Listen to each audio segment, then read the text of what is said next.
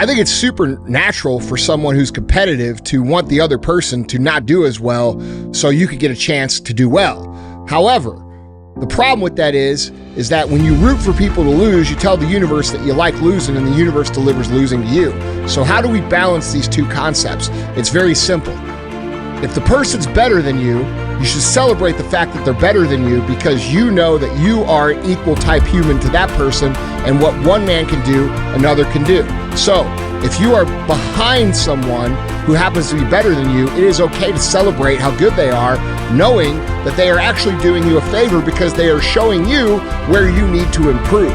Where people get in trouble with this is they hate on people who are actually better than them, and that hate blinds them from recognizing where that person is better and how they can improve themselves to actually be better. So, for example, when I am out here in the world and I am deciding who I am going to be friends with, I look for people who are winning big. I look for people who are great. And a lot of times these people are better than me at certain things. And I love that because it gives me an indication of where I can improve. And by the way, where can I learn how to improve? Oh, the guy right here who happens to be my friend who's better at me than this and this and this. And I happen to be better at him at this and this and this. So we get together, and even though we're competitive, we can learn from each other and improve, and we both get better. A rising tide raises all ships. So while I can understand the internal battle that happens when you're in direct competition with someone, I have found that when you root for them to lose, not only do you have a harder time winning, but you blind yourself from obtaining the skill set that has allowed them to be better in the first place. So that's how I view competition. I root for people to win. I root for my enemies to win. The reason I root for my enemies to win is because I know in my heart that I will do everything they do and more to win. I am confident in myself. I am confident in my abilities. I am confident and I know what I am willing to do, what I'm willing to invest, and what I'm willing to sacrifice to win. And the answer to that question is fucking anything. If I have to go back to living in the back of my first retail store on a piss-stained mattress to beat some motherfucker, guess what? I'll do it. I'll do it at this stage of my life. I would have done it 5 years ago. I would have done it 10 years ago, and I'll do it 10 years from now. And the reason that I'm successful is because I have that ability to recognize where other people are great, and then I am willing to do whatever the fuck I have to do to be as great or better than them at that thing. So why would I surround myself with people who aren't better than me if the people who are better than me are showing me how they got better and also instilling a drive and a competitive spirit for me to get better? What do I lose by rooting for that? That's how I see it. The goal is for the team to win in a team atmosphere. When you're running a business, you need the business to win. That's the team. Right. While the team is winning, you also have a goal to contribute and to improve and to directly impact your own personal standing, your own personal skill set, and the results that come from you building that skill set. So there are two goals when being on a team.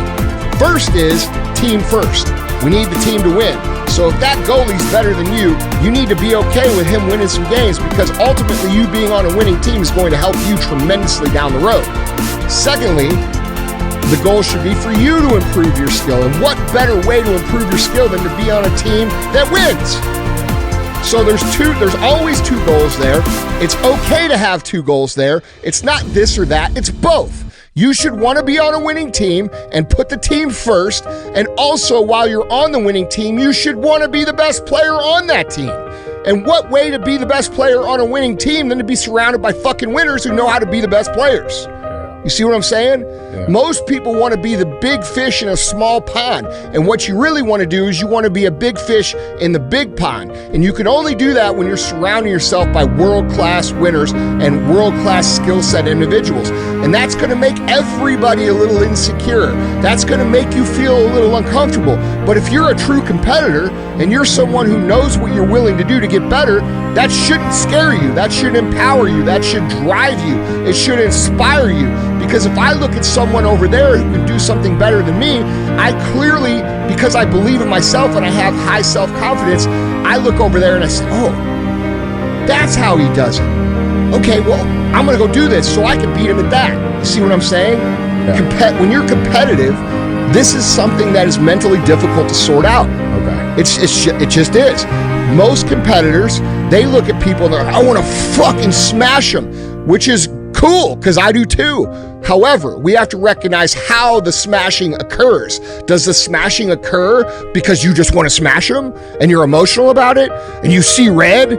No, the smashing occurs when you recognize their gifts, you do the work to build those gifts and those skill sets in yourself, and then you go out and perform at a higher level. That's where the smashing occurs. The smashing does not occur because you're angry. The smashing does not occur because you want it to. It doesn't occur because you're highly emotional and I've got all this drive and I'm ready to kill. That's not where it happens. Where it happens is I observe what he's good at, I put practice into that, I adopt that skill set for myself, and then I go out and put results up that are better than that person's.